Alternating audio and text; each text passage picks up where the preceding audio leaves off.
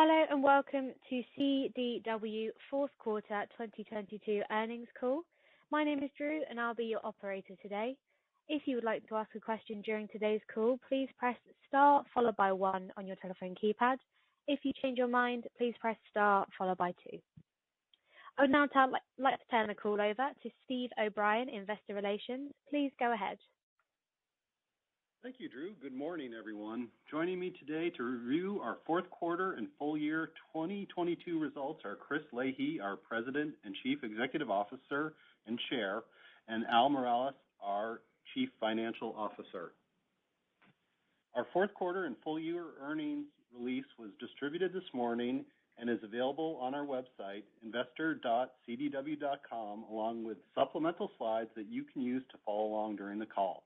I'd like to remind you that certain comments made in this presentation are considered forward-looking statements under the Private Securities Litigation Reform Act of 1995. Those statements are subject to risks and uncertainties that could cause actual results to differ materially. Additional information concerning these risks and uncertainties is contained in the earnings release in Form 8-K we furnished to the SEC today and in the company's other filings with the SEC. CDW assumes no obligation to update the information presented during this webcast. Our presentation also includes certain non-GAAP financial measures, including non-GAAP operating income, non-GAAP operating income margin, non-GAAP net income, and non-GAAP earnings per share. All non-GAAP measures have been reconciled to the most directly comparable GAAP measures in accordance with SEC rules. You'll find reconciliation charts in the slides for today's webcast and in our earnings release in Form 8-K we furnished to the SEC today. Please note all references to growth rates or dollar amount changes in our remarks today are versus the comparable period in 2021, unless otherwise indicated. Replay of this webcast will be posted to our website later today. I want to remind you that this conference call is the property of CDW and may not be recorded or rebroadcast without specific written permission from the company. With that, let me turn the call over to Chris. Thank you, Steve. Good morning, everyone. I'll begin our call with an overview of our fourth quarter and full year performance and share some thoughts on our strategic progress and expectations for 2023. Then I'll hand it over to Al, who will take you through a more detailed review of the financials, as well as our capital allocation strategy and outlook. We will move quickly through our prepared remarks to ensure we have plenty of time for questions. Our fourth quarter was an excellent example of the power of our business model when coupled with our broad and deep portfolio of technology solutions. In an extraordinary period of shifting customer priorities, we delivered record profitability. For the quarter, net sales were $5.4 billion, $100 million below 2021, and roughly flat on a constant currency basis.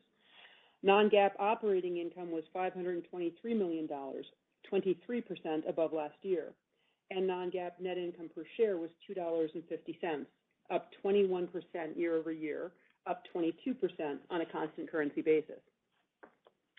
These results were driven by the team's ability to pivot to meet customer priorities and capture high relevance, high growth opportunities. This led to excellent performance across services, cloud, security, and software. Performance that drove record profitability, an exceptional outcome given market dynamics, and an outcome that is a direct result of the investments we have made in solutions and services over the past several years. Simply put, our ability to deliver outcomes across the full stack and full life cycle of technology drove strong profit growth, notwithstanding a meaningful decline in client devices. This quarter clearly demonstrates the power of our strategy when combined with the resiliency of our business model. So, what happened to client devices this quarter? While we expected some level of contraction in client devices and accessories given the past 2 years of heavy investment, the magnitude of the decline in the fourth quarter was certainly steeper than anticipated.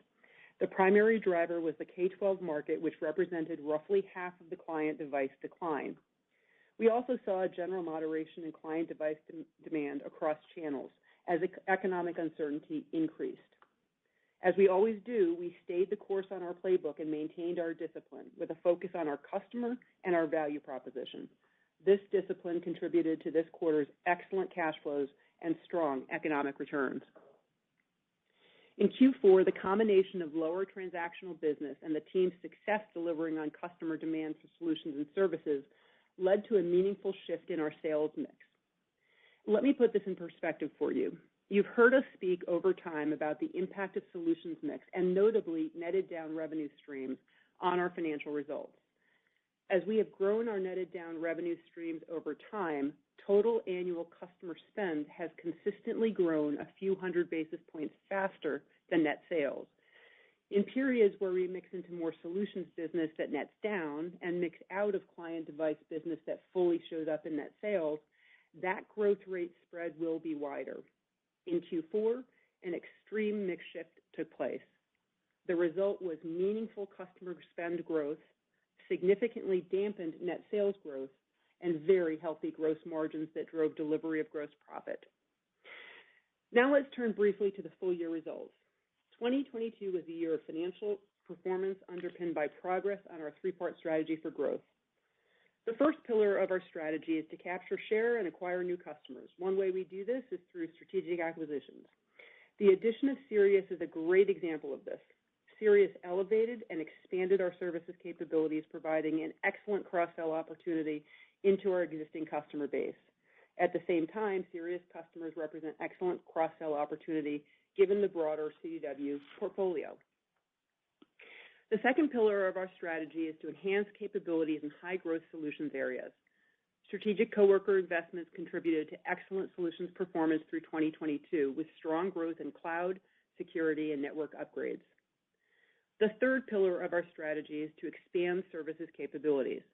As a key enabler of our value proposition, services are fundamental to our full stack, full lifecycle, full outcomes go-to-market approach. Services engagement solve critical customer problems and drive enduring customer relationships. In 2022, the team delivered more than 20% services growth across the business. No doubt our acquisitions have accelerated our services breadth and depth and have been foundational to our success. 2022 was indeed a year of strategic performance across all three of our priorities. It was also a year of exceptional financial performance. The team delivered record results with constant currency net sales growth of 15% and each profit category down the P&L statement up 20% or more. Results enabled by ongoing investment in our three-part growth strategy. Investments that have made us a vital technology partner, whether customers' priorities require transactional or highly complex solutions. You see the impact of these investments on our fourth quarter performance as the team pivoted to meet customer shifting priorities and advise, design, and orchestrate full outcomes. Outcomes that deliver 5 key organizational benefits: innovation, lower costs, agility, risk mitigation, and enhanced experiences for customers and coworkers. Let's take a closer look at the fourth quarter.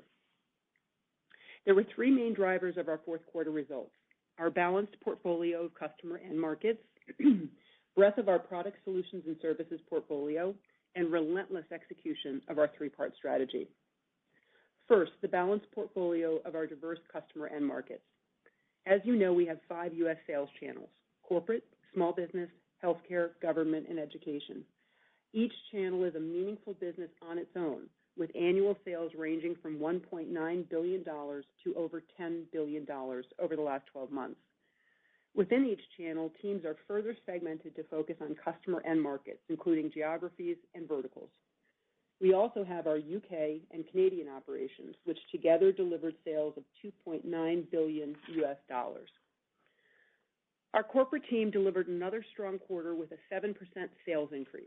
The team helped customers accelerate implementation of priorities to automate tasks, detect fraud, and enhance customer and employee experiences.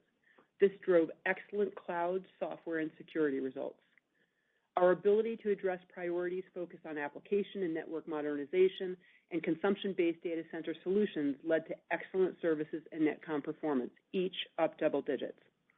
Economic uncertainty led customers to deprioritize endpoint solutions, which resulted in a decline in client devices. Small business declined 13%. The team pivoted to help customers address priorities to maximize prior IT investments and identify savings opportunities to fund new and ongoing projects. At the same time, the team helped customers address mission-critical priorities around security and take advantage of the benefits of cloud, both with heightened urgency. Strong growth from security and cloud were balanced against the decline in client devices as customers put upgrades on hold, awaiting greater clarity around the economy and employment plans. Strong results across healthcare and government could not offset the decline in education driven by K-12 client device dynamics, and public sales decreased 9% year over year. The healthcare team delivered another excellent quarter of robust growth, up 8%. Talent needs and data center projects remained key focus areas as customers increasingly sought technology solutions to address complex industry challenges. This drove excellent performance in netcom, servers, and services. Mission-critical investments to enhance patient care and experience continued, with telehealth and telesitting driving excellent collaboration performance. Government grew double digits, up 13.5%. Strong state and local sales growth continued, driven by customer adoption of IT strategies for hybrid cloud, as well as network modernization and zero trust security frameworks. Services increased more than 50% as the team helped state and local municipalities address talent gaps through enhanced training, as well as professional services engagements. Federal also continued to grow in the fourth quarter. The team's ability to help agencies achieve their priorities around data management drove excellent server and storage performance. For education, higher ed's high single-digit sales growth was more than offset by declines in K-12, and overall sales decreased. Higher ed continued their success helping implement student success programs, which institutions use to promote enrollment. Our ability to help drive program elements that include improved security, campus connectivity, as well as enhanced dorm room experiences, drove double-digit growth across cloud, netcom, server, storage, software, and security. For K-12, we expected a continuation of third quarter performance where sales were down low double digits, but instead experienced a more significant decline, with client device units down more than 60%. As we shared last quarter, K-12 customers continued to focus on digesting the past several years' investments and evaluating multi-year funding opportunities to ensure they are making the best decisions for the future. This quarter, as many schools achieved one-to-one student-client device ratios, there was a significantly heightened focus on reevaluating plans and demonstrating need for ECF awards. When the device per student ratio was below one-to-one, demonstrating need was straightforward. Today, with device per student at or above the one-to-one ratio, demonstrating need is more complex. For example, articulating why new devices with higher processor capability are required to run more complex applications or provide greater security is just a more complicated discussion and takes more time and approvals. This heightened focus led some customers to defer or retract awarded funding commitments in order to assess, reevaluate, and potentially reapply under the third and final wave of ECF, which is scheduled to end December 31st of 2023. For CDW, this equated to several $100 million of CDW awarded funding commitments being pulled back. I should note that even with these dynamic variables in the K-12 client devices arena, the team successfully executed on infrastructure opportunities across services, netcom, and servers, leading to strong gross profit delivery. And just as we've been doing in past cycles with K-12, the team will be there for our customers to help them work through the challenges to achieve their mission-critical outcomes and efficiently utilize available funding mechanisms. Our combined UK and Canada results reflected broad-based and balanced performance in both regions in local currency. UK increased low double digits in local currency, and Canada increased high single digits in local currency.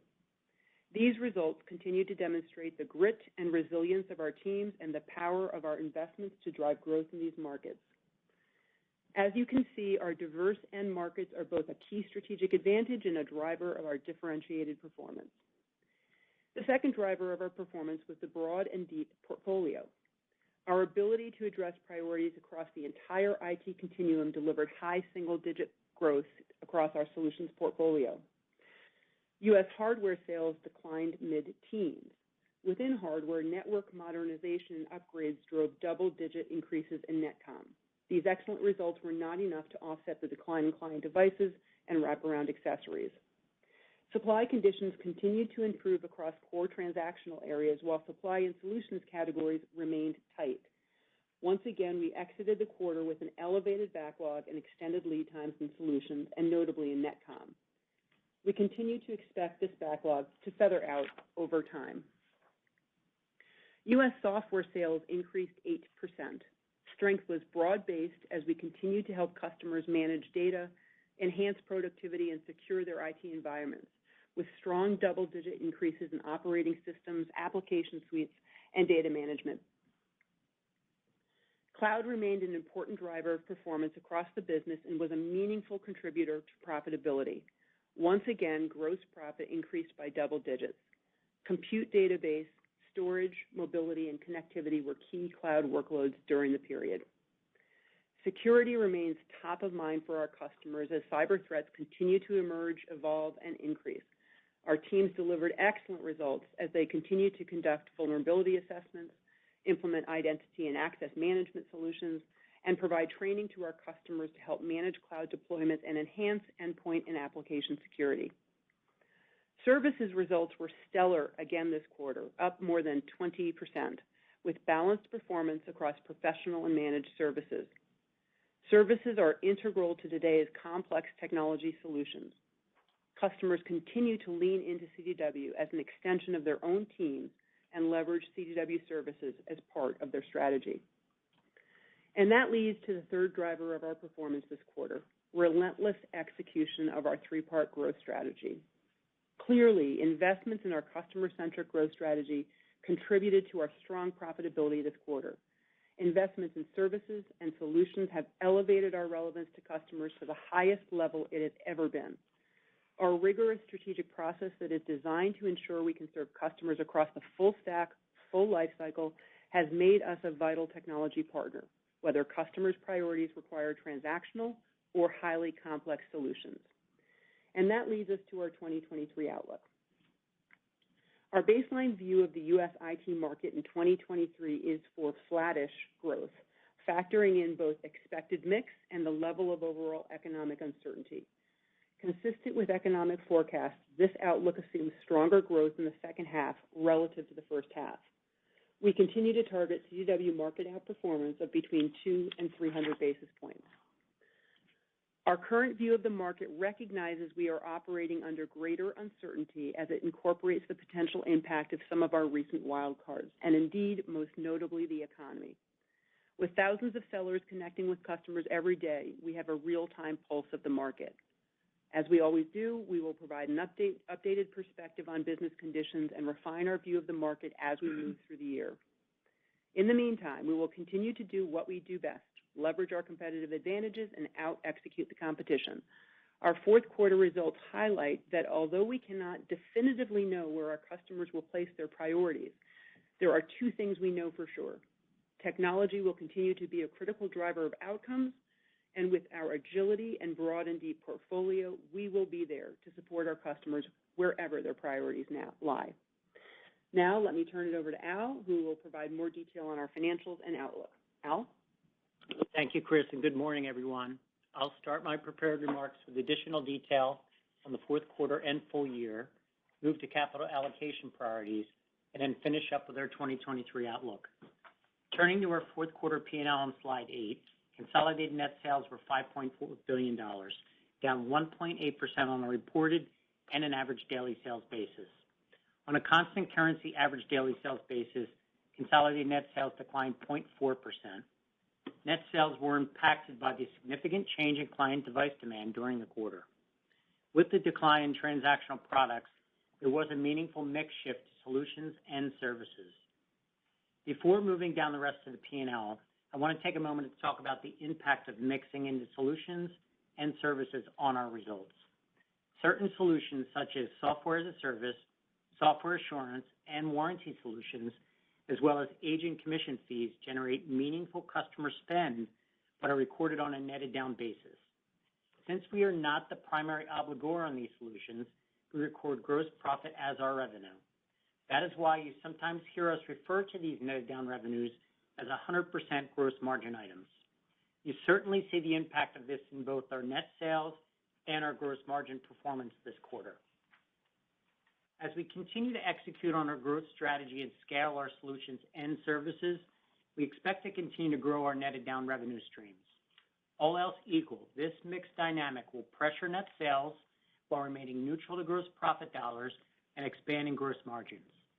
While much of what I've described is tied into the accounting treatment, it is also a reflection of our success in the execution of our three-part strategy to capture share, enhance capabilities in high-growth solutions, and expand services. The impact of this strategy was on full display this quarter as we experienced a significant mix shift out of client devices and into netted down revenues, reflective of our customers' priorities. Returning to the P&L, sequentially net sales decreased 12.5% versus the third quarter. Fourth quarter sales historically decreased versus the third quarter, but this quarter was exacerbated by the decline in demand for client devices. To dimensionalize the shortfall in net sales relative to our expectations, 2/3 of lower net sales were related to the public sector and driven primarily by K-12. In aggregate, solution categories delivered results above our expectations. Notwithstanding the noted mix shift of customer priorities, with respect to customer behavior, we did see increased scrutiny and deeper evaluation of projects and extra signatures increasingly required.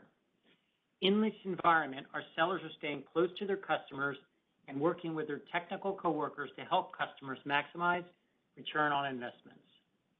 While we've not seen meaningful customer cancellations, we have seen some postponements and re-architecting on more complex hybrid cloud solutions as customers balance cost and utility. On the supply side, we saw similar conditions as in the third quarter, with some improvement across categories, but pockets of pressure remaining, especially in the solution space. Our solutions backlog remains elevated versus historic levels, and lead times are still extended. We expect our backlog to feather out over time as supply conditions ease, although not likely symmetrical across product categories. We continue to manage inventory strategically to support our customers through this still uncertain supply environment. And just like our customers in this environment, our team is diligently managing working capital as we seek to enable profitable growth while ensuring strong economic returns.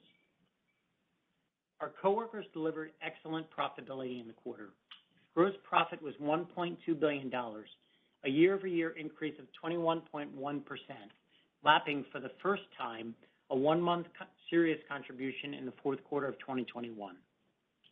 Gross profit margin was a record 21.7%, up 410 basis points versus last year and 190 basis points above our prior year quarter record.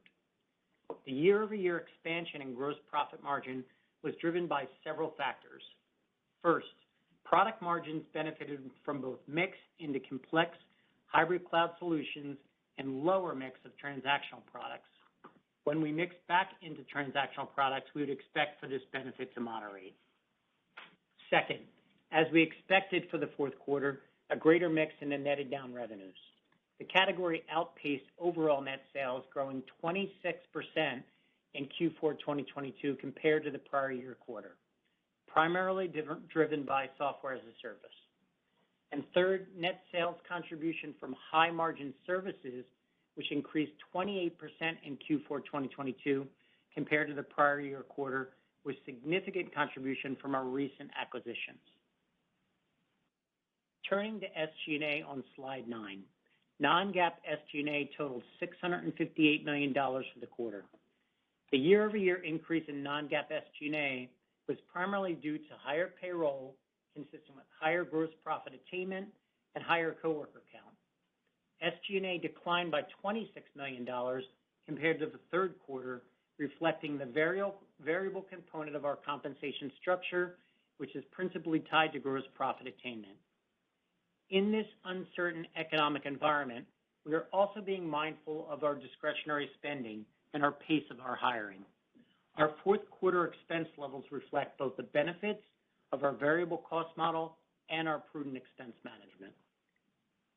Coworker count at the end of the fourth quarter was nearly 15,100, up approximately 1,100 in the last year and essentially unchanged since the third quarter. Investments in our coworkers and in our strategy continue to be integral to our ability to outgrow the market profitably and sustainably. We are focused on discipline and balanced investments that drive value. This is evidenced by our record profitability in the period. GAAP operating income was $447 million, up 31.6% compared to the prior year.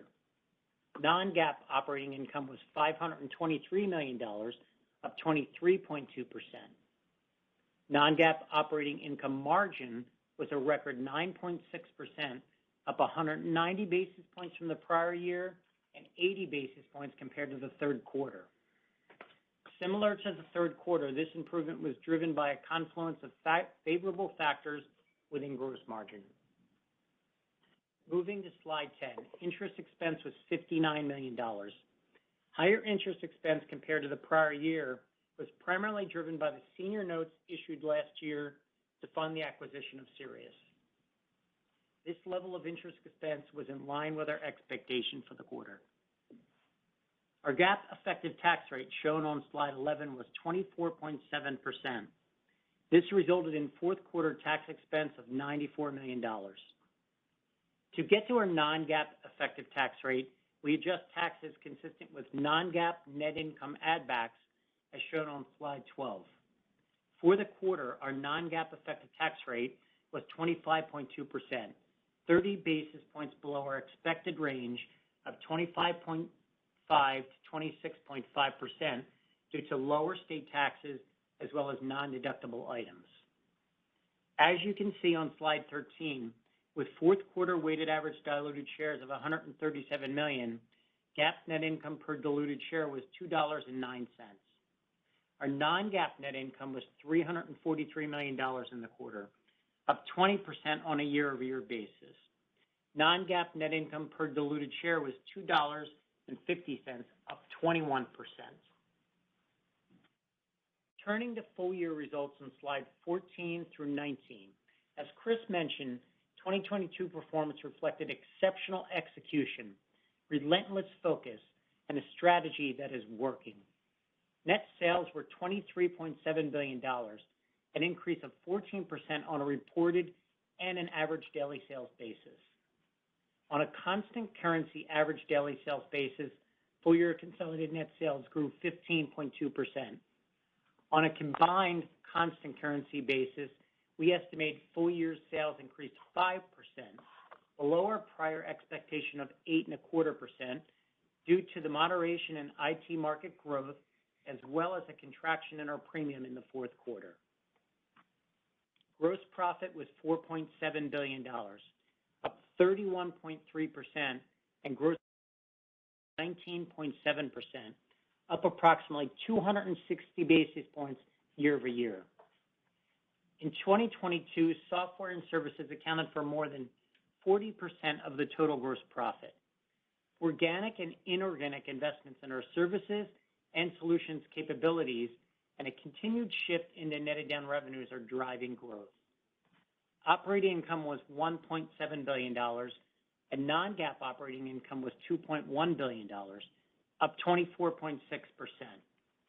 Net income was $1.1 billion, and non-GAAP net income was $1.3 billion, up 19.9%. Non-GAAP net income per share was $9.79, up 22.9%. Moving ahead to slide 20, at period end, cash and cash equivalents were $315 million, and net debt was $5.6 billion. During the quarter, we reduced borrowings under our senior unsecured term loan by $200 million, consistent with our plan to reduce leverage. Liquidity remains strong with cash plus revolver availability of approximately $1.4 billion. Moving to slide 21, the 3-month average cash conversion cycle was 21 days, down 3 days from last year's fourth quarter and within our range of high teens to low 20s, reflecting our continued diligent management of working capital. Our effective working capital management along with strong growth in the business, also drove excellent year-to-date free cash flow of $1.3 billion, as shown on slide 22. For the quarter, we utilized cash consistent with our 2022 capital allocation objectives, including returning $80 million to shareholders through dividends, in addition to $200 million in debt repayment. Which brings me to our capital allocations on slide 23. Our execution remained consistent with objectives we communicated last quarter. For 2023, we're updating those objectives as follows. First, as always, increase the dividend in line with non-GAAP net income. Last November, we increased the dividend 18% to $2.36 annually. This increase demonstrates our confidence in the earnings power and cash flow generation of the business. Going forward, we'll continue to target a 25% payout ratio, growing the dividend in line with earnings. Second, ensure we have the right capital structure in place with a targeted net leverage ratio. We ended the fourth quarter at 2.6 times net leverage, down from 3.4 at the end of 2021, demonstrating strong growth in the business and excellent cash flow generation. As we expected and communicated during the third quarter call, 2.6 times had us near the lower end of our 2022 targeted net leverage of 2.5 to 3 times. For 2023 and beyond, our targeted net leverage ratio will be 2 to 3 times, a range that is consistent with our commitment to an investment-grade capital structure and provides us with flexibility to proactively manage liquidity over time. Finally, we have successfully satisfied the commitments we made when we financed the acquisition of Sirius. As such, we are pleased to reestablish our third and fourth capital allocation priorities of M&A and share repurchases, respectively, in 2023. For 2023, we will target returning 50 to 75% of free cash flow to investors through dividends and share repurchases. This is supported by the board's authorization for a $750 million increase in the company's share repurchase programs. Moving to the outlook for 2023 on slide 24. While we are cognizant of potential market variables as we look forward, we remain confident in our ability to execute, pivot to growth opportunities, and outperform the broader market. While the overall IT market growth rate sentiment has been mixed, in the near term, we continue to expect netted down revenues will grow faster than other product and solution categories. With this in mind, we expect the IT market to be approximately flattish, reflecting our expectation of mix and the level of economic uncertainty. We maintain our long-held expectation to outgrow the market by 200 to 300 basis points per year. Currency is expected to be neutral for the full year, with modest headwinds in the first half and modest tailwinds in the second half. This assumes an exchange rate of $1.24 to the British pound and 77 cents for the Canadian dollar in the first quarter. Moving down the P&L, we expect our full-year non-GAAP operating income margin to be in the mid to high 8% range. We expect full-year non-GAAP earnings per diluted share growth to be at the upper end of a mid-single digits range in constant currency. Please remember, we hold ourselves accountable for delivering our financial outlook on a full-year constant currency basis. Additional modeling thoughts for annual depreciation and amortization, interest expense, and the non-GAAP effective tax rate can be found on slide 25. Moving to modeling thoughts for the first quarter. Related to average daily sales, we expect low single-digit sequential growth from Q4 to Q1. This equates to a mid-single digits % year-over-year reported net sales decline for the fourth quarter. We anticipate continued strong gross profit margin and NGOI margin in the first quarter, above the full year 2022 levels for both, but reflecting some moderation from what we experienced in Q4. And we expect first quarter non-GAAP earnings per diluted share to grow low single digits year over year. Finally, in line with the reevaluation of our capital priorities, we're adjusting our long-term rule of thumb for full-year free cash flow. In 2023, we expect full-year free cash flow to be within a range of 4 to 4.5% of net sales, up from our prior range of 3.75% to 4.25%. As you know, timing has a meaningful impact on free cash flow, and it may ebb and flow by quarter and across years. That concludes the financial summary. As always, we will provide updated views on the macro environment and our business on our future earnings calls. With that, I'll ask the operator to open up for questions. We'd ask each of you to limit your questions to one with a brief follow-up. Thank you. Thank you. We will now start today's Q&A session. If you would like to ask a question, please press star followed by 1 on your telephone keypad now. If you change your mind, please press star followed by 2. When preparing to ask your question, please ensure your phone is unmuted locally. Our first question today comes from Matt Sheerin from Stifel. Your line is now open. Yes, thank you, and good morning, everyone. I was hoping to ask just questions regarding your take on the client device environment. Not a big surprise that it was down significantly, particularly in K through 12. But could you talk about the commercial side of the business? Sounds like some customers are being more cautious on upgrades. What's your thought on the PC cycle on the commercial side of the business and how you see that playing out this year? Good morning, Matt. Yeah, it's a good question. We have seen customers elongate the replacement cycle given the uncertain times. I mean, you're seeing what we're seeing with hiring freezes and layoffs and things like that. So right now, there's just more pause than we had seen earlier in the year. Eventually the benefit of enhanced productivity and security from the newer replacements will certainly drive replacement cycle, but it's not happening right now with the level of uncertainty. Okay, and that's not contemplated then in your forecast for the year? A rebound? In terms of, yeah. Yeah, our forecast contemplates the environment to feel pretty much like it feels now. That's what we've reflected in the forecast. I mean, we do expect the PC market to remain larger than it was pre-pandemic, but right now our forecast reflects the current environment and the current temperature.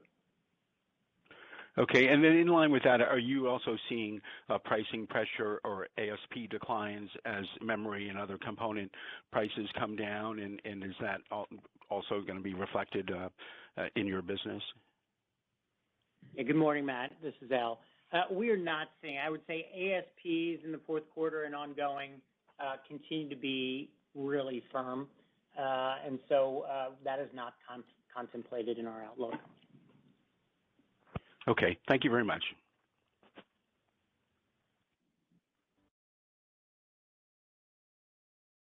Our next question today comes from Ruplu Bhattacharya from Bank of America Merrill Lynch. Your line is now open. Hi, thank you for taking my questions. Chris, from the prepared remarks, I mean, it's clear that client devices are weak and likely will remain weak in the near term. But, if we think about it, if SMB is really a bellwether for the macro economy, are you concerned that demand for advanced solutions or data center devices like servers and storage, that demand can also moderate? So what have you assumed for sustainability of that demand through 2023? And I think in the prepared remarks, you guided for kind of the seasonality in this year to be skewed more to the second half versus the first half. So what are you expecting to be stronger in the second half of 23? Morning, Ruplu. Let me break that out. There are a couple questions in there. Let me just start with the small business.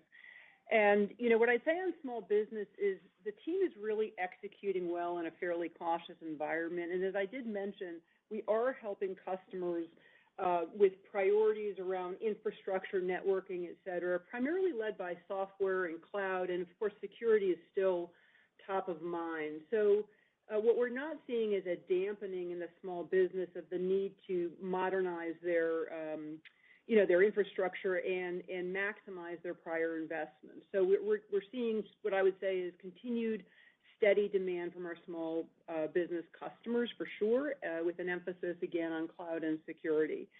In terms of the split, first half to second half of the year, I'm going to let Al address that in terms of the seasonality there. And then I think there was another question in there that you had.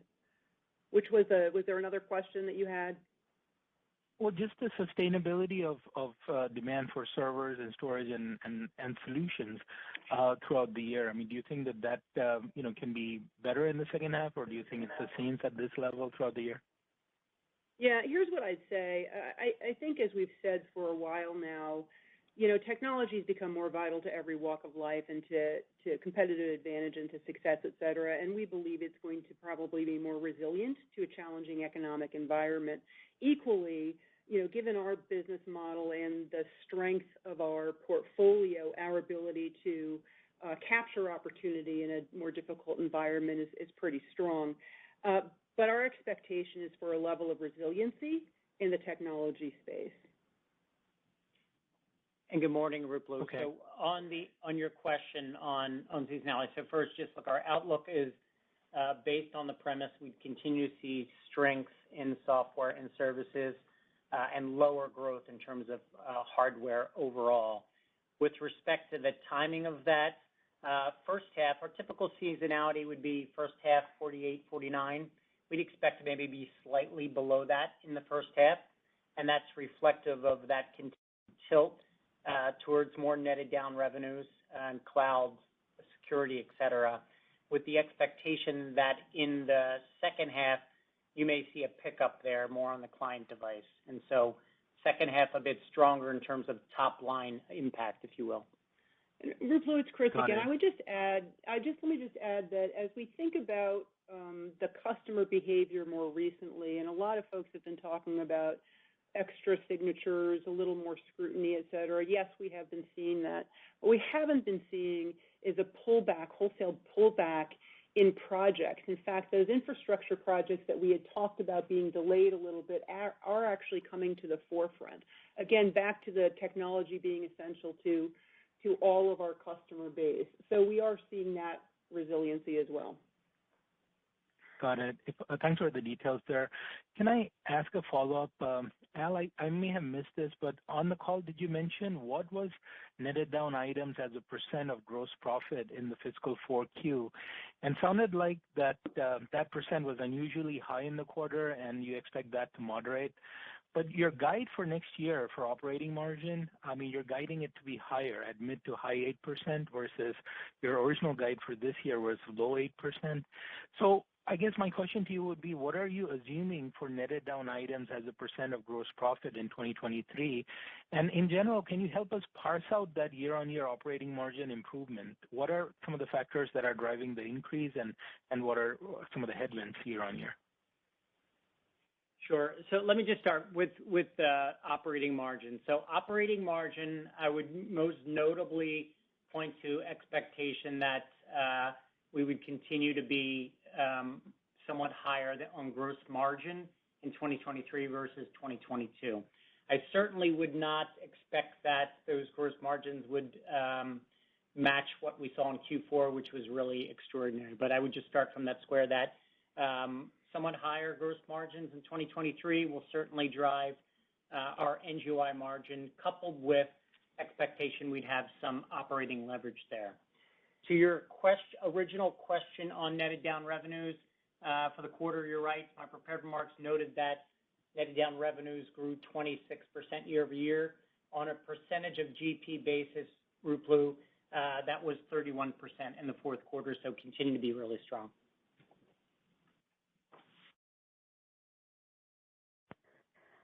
Our next question comes from Samik Chatterjee from JP Morgan. Please go ahead.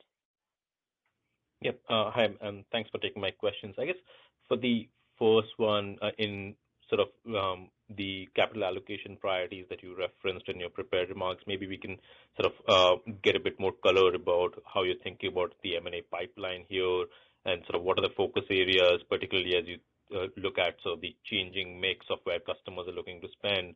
how are you thinking about the M&A pipeline, and what are the focus areas for the company? And I have a follow-up, please. Let me just start, and then Chris can add on from an M&A perspective. So, as you know, our capital priorities reopened both M&A and share repurchase. And the way that I would think about that is I spoke to that range of our free cash flow of 50 to 75%. We would expect return to shareholders. So if you take the dividend, you can get a sense for what that range would look like. There is a range there because we view that as really optionality for us to toggle between what's going to drive the longest strategic value, including M&A, as well as what's going to maximize shareholder return in the more near term. And so, look, both of those options, an array of options, are available to us. We're certainly back on a path of share repurchases, but M&A is also on the horizon as well.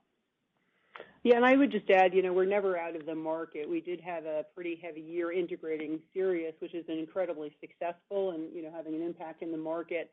But we're always looking for organizations that can add capabilities broaden capabilities, I should say, in high growth, high relevance areas, and also add scale to those practice areas that we've built.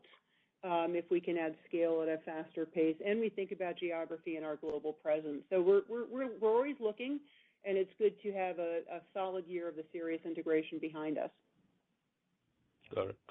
And for my follow-up, I know we're all talking about sort of client devices being softer than expected, but I think you also mentioned on the flip side, solutions track much better than expected, which again sort of is counter to the mixed impressions we get about enterprise spending. So maybe if you can sort of give us a bit more color on, is that really solutions doing better than expected, more of a supply dynamic where supply is easing up faster, or are you seeing sort of upsized deals from your customers, or is it really a strong run rate of orders that you continue to see on that front, continued interest from customers? Just trying to sort of parse that out in terms of the backdrop of the macro backdrop that we have.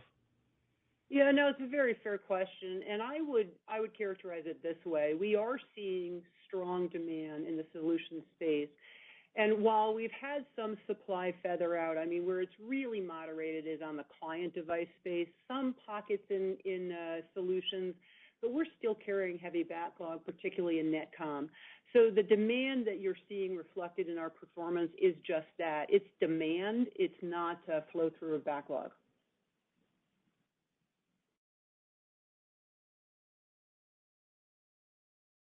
Our next question today comes from Amit Daryanani from Evercore. Your line is now open. Yep. Thanks for taking my question. I have two as well. I guess, Chris, maybe to start with, you folks are talking about IT spend being flat in 23.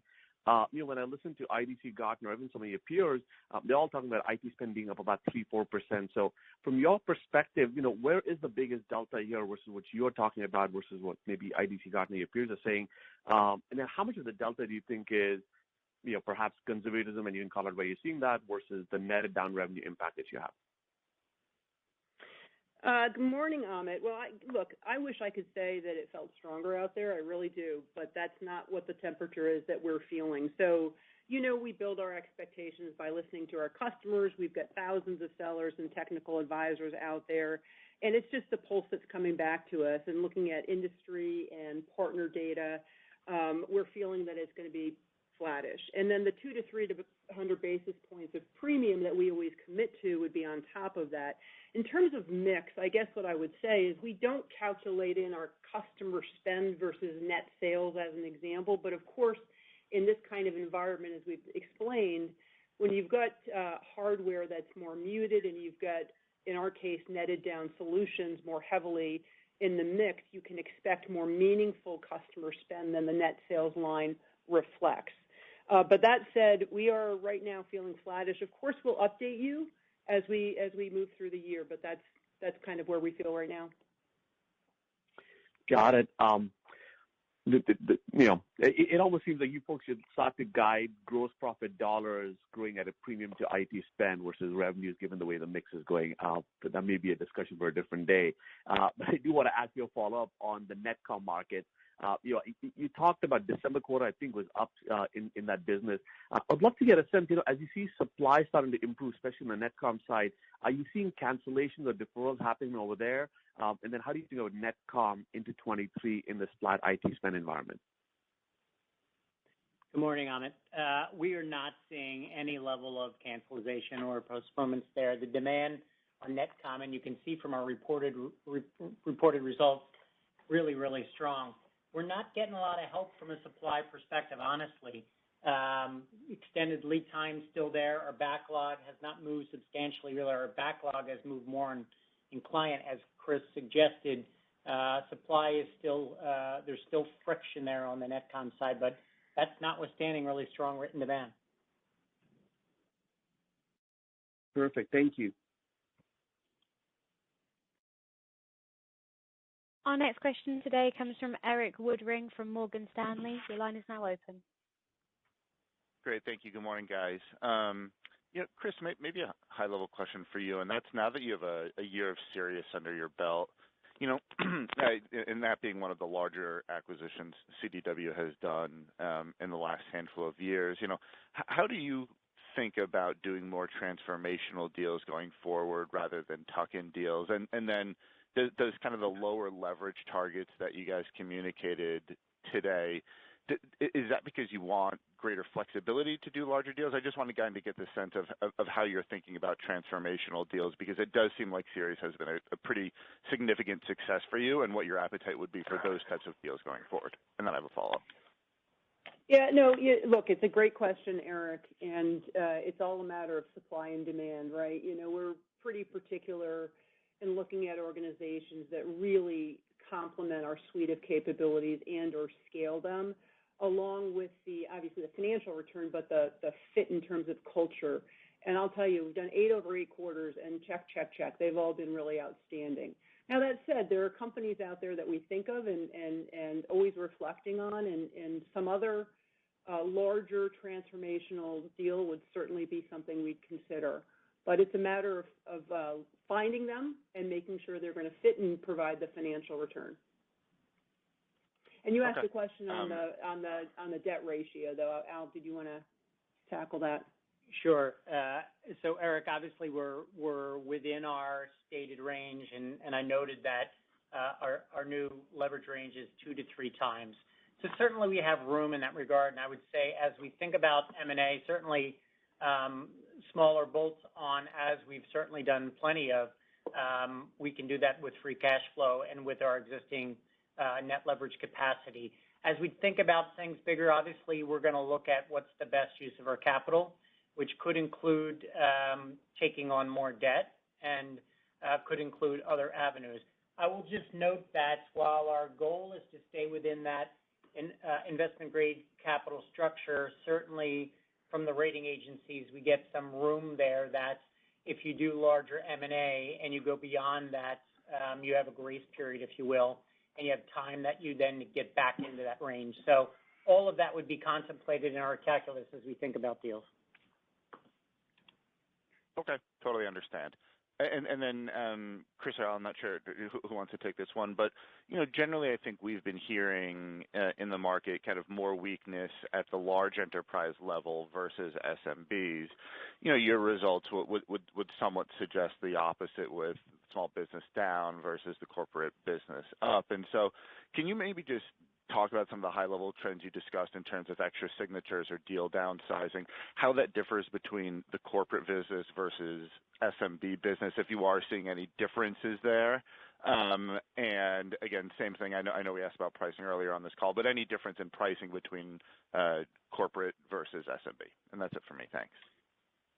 Okay, Eric. Yeah, so differences between enterprise and SMB in terms of the process. I would say that larger enterprises have a muscle for this, and we're dealing with that muscle, and we know how to deal with the muscle. The smaller business, frankly, turn to us for cost evaluation as a trusted partner. And so in some ways, we actually play this added role with them, which is how do you figure out where you make adjustments in your technology roadmap to achieve the cost effectiveness. So in terms of the behavior itself, I'd say small, medium-sized businesses are being cautious. Enterprises have kind of kicked in their muscle, and they're doing the analysis that they do. But all of that said, we do continue to feel strong demand across all of our segments. Even K through 12 that we've talked about, that was a real dynamic in the quarter. We're still very successful with them with, network modernization and all the things that have to support the client devices. It's the demand's okay right now. Super. Thanks for the color.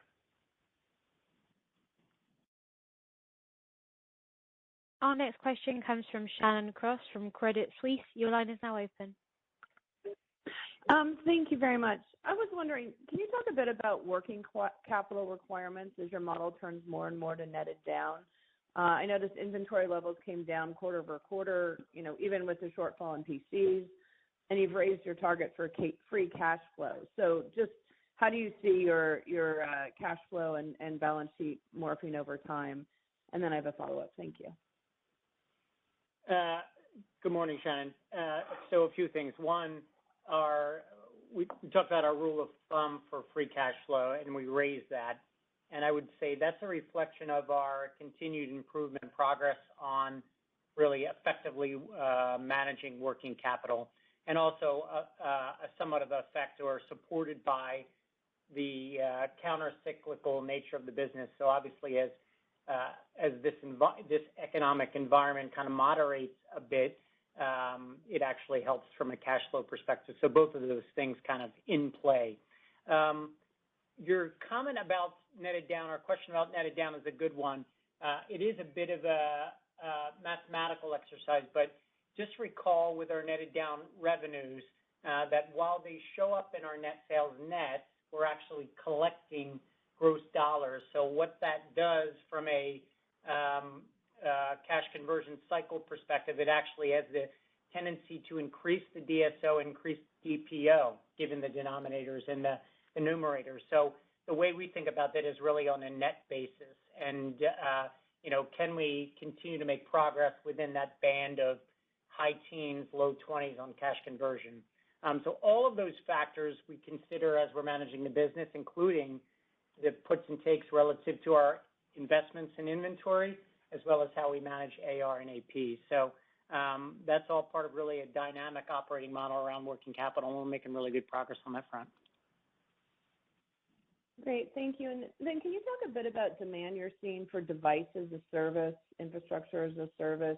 It seems like in a challenged end market, maybe the ability to pay more ratably would be, gaining some traction. But I'm just curious as what you're hearing, maybe both from, an enterprise standpoint as well as SMB. Thank you. Yeah, Shannon, I'll take that. On the infrastructure as a service, that is picking up. Our OEMs have been building that capability over time, and I'd say we've hit an inflection point where customers are eager to learn more and invest. Primarily enterprise, I would say, is a little stronger than the demand that we've seen in small business. On device as a service, that's a little more complicated because on the one hand, while it's an obvious of interest type solution, it's more complicated if it's either a lease or it's more complicated than that. And so it hasn't taken off to the extent that one would think, but may in the future. Great, thank you. Our next question comes from Jim Suva from Citigroup. Your line is now open. Thank you so much. I have a question on, there's been a lot of government stimulus programs. I was wondering how you've been seeing those roll out, develop, embrace any potential red tape or slowdowns in them or accelerations of them. Thank you so much. Jim, thanks for the question. Well, can I say they're rolling out as they typically do, and sometimes that includes red tape and all the things that you expect with government? I mean, seriously, there's when we think about the federal budget that was passed, we're used to dealing with that, and we know where we can go find the funds, and I think that's been pretty kind of standard operating procedure, if you will.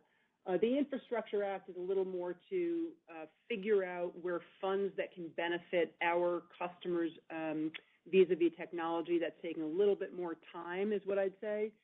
But it's nothing that is daunting us or nothing that concerns us, frankly.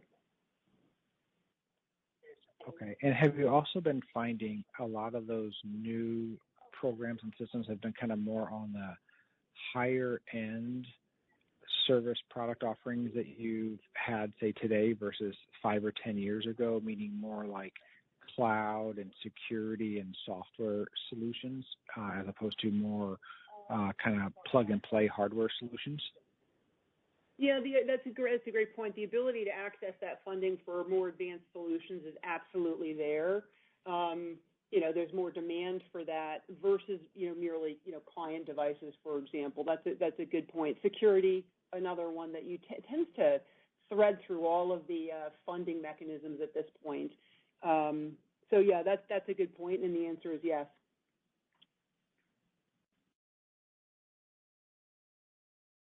Our next question is from Keith Housum from Northcoast Research. Your line is now open.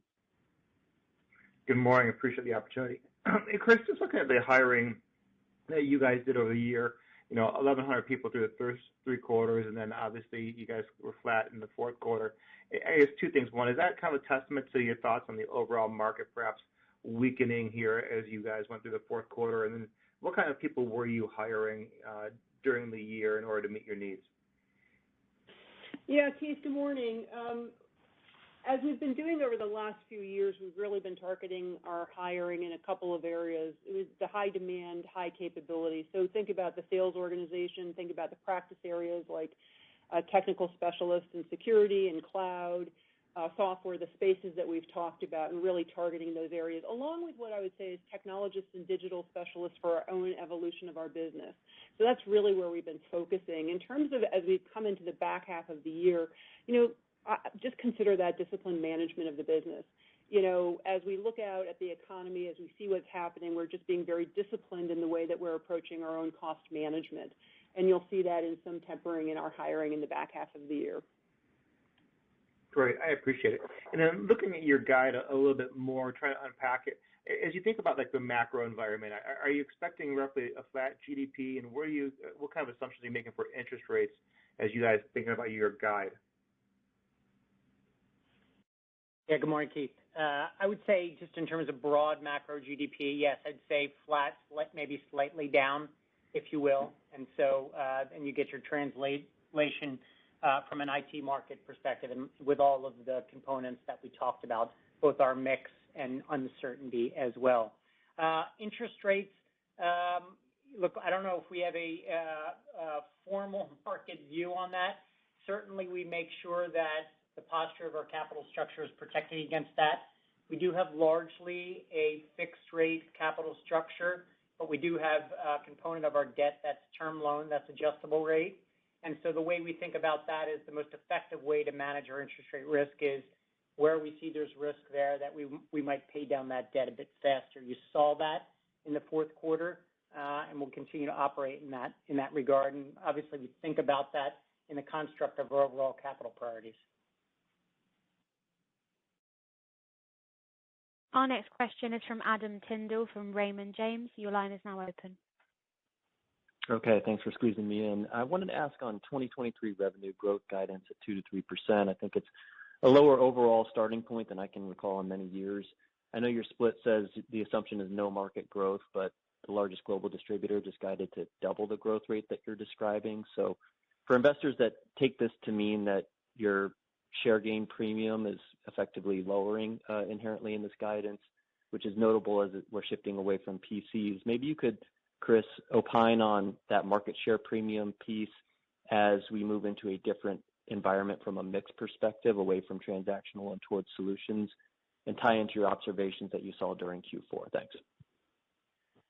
Thanks, Adam. Let me start with our guide, when our guide is coming versus when some of the other observations about the outlook for the market came out a month or month and a half ago. And, the pivot that we've talked about in Q4 we started to see more dramatically end of November and into December. So that might be having an impact on the discrepancies that you're hearing.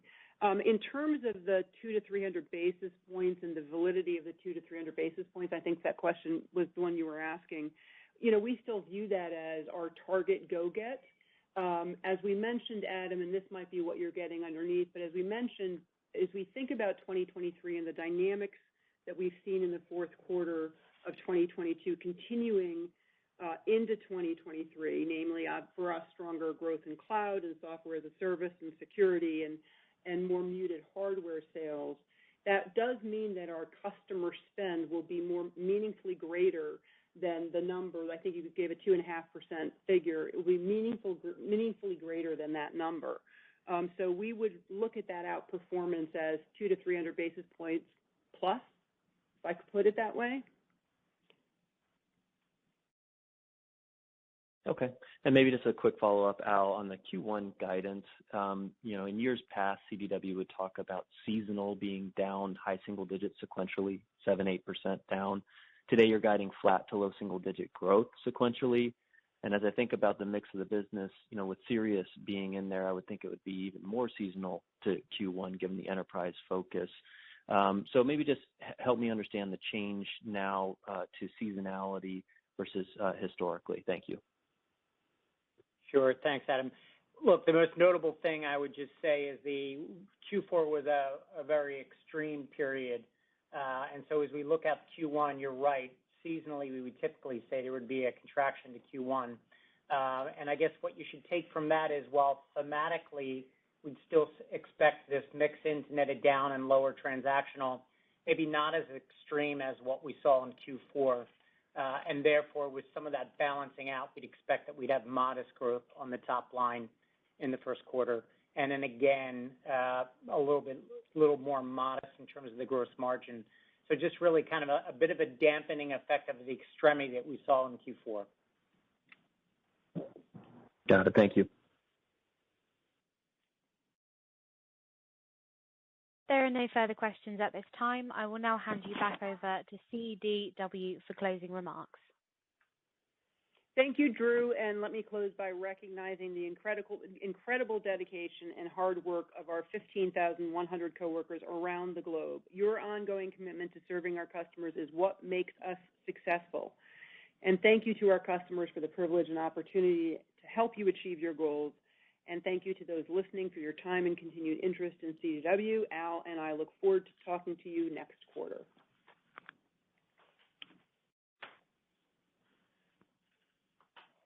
Thank you for joining CDW fourth quarter 2022 earnings call. You may disconnect your line.